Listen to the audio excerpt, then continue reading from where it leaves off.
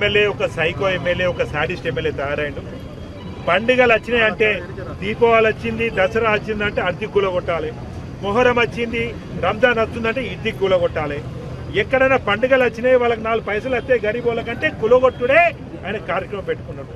20-30 సంవత్సరాల నుంచి ఇక్కడ వీళ్ళు తేలాలు వేసుకున్నారు. గతంలో వైభవ్ షాపింగ్ కాల్ కాడ అక్కడ కూలగొట్టాను, మీకు ఆల్టర్నేట్ చూపిస్తాం, మిమ్మల్ని ఆదుకుంటామని చెప్పాను. ఏమైంది?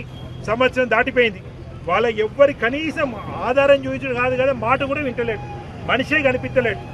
మొత్తం వాళ్ళు ఇలా ఆ రోజు ఎంత బాధపడ్డారు, ఇలా మళ్ళీ వీళ్ళు బాధపడతారు. ఇది స్కూల్ టైం, ఇదంతా తెలుసు. ఇదంతా సీజనల్ మార్కెట్. ఇది అంటే స్కూల్స్ ఉంటే బ్యాగ్స్ అమ్ముతారు, చలికాలంలో అయితే షట్టర్లు అమ్ముతారు, వేరే టైంలో అయితే ఏదైనా బొమ్మలో ఇంకోటో అమ్ముతూ ఉంటారు. అట్లాంటిది స్కూల్ టైం ఒక్కొక్కరు 3 లక్షలు 4 లక్షలు అప్పు తీసుకొచ్చి వీళ్ళు ఇలా బ్యాగులు పెట్టుకుంటే అంటే వీళ్ళకి ఎక్కడ ఇంకొక నెల అవుతే వీళ్ళకి లాభాలు వస్తాయి. ఆ సామాన్ అంతా పోతుంది, పెట్టిన 4 లక్షలు ఒక 50,000 60,000 మిగులుతాయి. సాడిస్ట్ ఎమ్మెల్యే ఏం చేసిండు, ఇంకా 4 రోజులు ఆగితే వాళ్ళకి లాభం వస్తుంది. ఇప్పుడు గులగొట్టాలి, వాళ్ళు ఏడవాలి. గరీబోళ్ళు ఏడితేనే ఎమ్మెల్యేకి సంతోషం ఉంటుంది. అంత సాడిస్ట్ ఎమ్మెల్యే దొరికిండు. మేము డిమాండ్ చేస్తున్నాం బీఆర్ఎస్ పార్టీ తరఫున. గతంలో దివాకర్ రావు గారు ఆ రైల్వే స్టేషన్లో ఉన్న 170 షాపులు తీసేస్తాను, వాళ్ళ తరఫున కొట్లాడి ఇవాళ పాప చిన్న వ్యాపారం వాళ్ళందరూ కూడా రూపాయి కిరాయి లేదు, వాళ్ళందరి షాపులు కాపాడినది ఇవాళ గుర్తు చేసుకుంటున్నారు అందరూ. దివాకర్ రావు 20 సంవత్సరాలు ఎమ్మెల్యే ఉంటే ఒక్క షాపు ఒక్క రేకు ముట్టలే. ఇవాళ ఇంత అధ్వానం చేస్తాడు. సామాన్ తీసుకుందామంటే కూడా సమయం ఇవ్వలే, ఆధార్ కార్డు తీసుకోలే, పాన్ కార్డు తీసుకోలే, మొత్తం అలానే వేని. ఏ పాపం చేసిండు వీళ్ళు ప్రేమ్ సాగర్ అని పాపం అనడే వీళ్ళకి శాపం అయిపోయింది. ఏదో చీర ఇచ్చిండు కదా అని ఓటెత్తే ఆ చీర వేసుకొని ఇలా ఉరి వేసుకునే పరిస్థితి వస్తుంది. ఆ చీర అందుకే ఇచ్చినట్టున్నాడు. నేను భవిష్యత్తులో గెలిస్తే అందరిని ఉరి వేసుకునే సందర్భాలు తీసుకొస్తా, మీ షాపులు గులగొడతా అనే ఒక ఇండికేషన్కి ఆ చీర ఇచ్చినట్టు కనిపిస్తుంది. ఈ దుర్మార్గాన్ని ప్రజలందరూ కూడా వ్యతిరేకిస్తున్నారు. అన్నం తినేటోడు ఒకటి పని చేయడు. నేను ఇలా కలెక్టర్ గారిని మన మున్సిపల్ అధికారిని కోరుతున్నా, ఇమీడియట్గా వీళ్ళకి ఆల్టర్నేట్ చూపించాలి. సపరేట్ మీటింగ్ పెట్టి ఇక్కడ మా సత్తర్ భాయ్ ఉన్నారు, లక్ష్మణ్ భాయ్ ఉన్నారు, మా కార్పొరేటర్ కూడా డిమాండ్ చేస్తారు. రేపు ఆఫీస్లో కూడా మీటింగ్లో కూడా గవర్నమెంట్ పైసలతోనే వీళ్ళకి షెడ్ వేయించాలి. ఒక్కొక్కటి 50-60 అవుతుంది. వాళ్ళందరికీ కూడా గవర్నమెంట్ పైసలతో షెడ్ వేయించాలి. వేరే ఎక్కడ పెట్టుకోవాలో స్థలం కూడా చూపించాలి. మనిషి అన్నట్టు చేస్తే బాగుండే.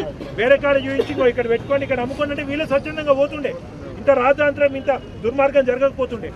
భవిష్యత్తులో కూడా ఖచ్చితంగా బీఆర్ఎస్ పార్టీ రేపు అధికారంలోకి వచ్చిన తర్వాత ఎవరి టేలాలు అయితే వీళ్ళు తీసేసిండ్రో వీళ్ళందరికీ మేము అండగా ఉంటాం. కానీ మేము భవిష్యత్తులో చేయగలిగే పని ఇప్పుడు వీళ్ళు ఎందుకు చేయలేరని అడుగుతున్నాం. అండగా ఉండాలి, వీళ్ళకు వేరే ఆధారం చూపించాలి, వీళ్ళకి జరిగిన నష్టాన్ని ప్రభుత్వమే భరించాలి. లేదా ఎమ్మెల్యే దోసుకున్న 500 కోట్లు బయటికి తీసి వీళ్ళకు మళ్ళీ షెడ్లు వేయించవలసిన బాధ్యత ఎమ్మెల్యేకి ఉన్నది. నువ్వేమో 500 కోట్లు సంపాదిస్తావు, వీళ్ళేమో 50,000 కూడా సంపాదించుకోదు. ఇంత దుర్మార్గంగా ఉంది. ఖచ్చితంగా ఖబర్దార్. ప్రజలందరూ కూడా నేను చిత్తుగా ఓడగొట్టాలని చూస్తాను. అందరినీ ఏడిపిస్తాను. నువ్వు గెలిచిన తర్వాత ఎవ్వరు సంతోషంగా లేడు. నీ సొంత కార్యకర్తల దగ్గర కూడా పైసలు తీసుకొని టికెట్ ఇచ్చినావు, ప్రజలను ఏడిపిస్తున్నావు. ఏ పండుగ వస్తే ఆ పండుగకు వస్తుంది. పండుగ వస్తుందంటే భయం అవుతుంది. మంచిగా పండుగ వస్తుందంటే కూలగొట్టడానికి నేను సిద్ధంగా అవుతాను. ఇక పోలీసు వాళ్ళని అడ్డం పెడతాడు.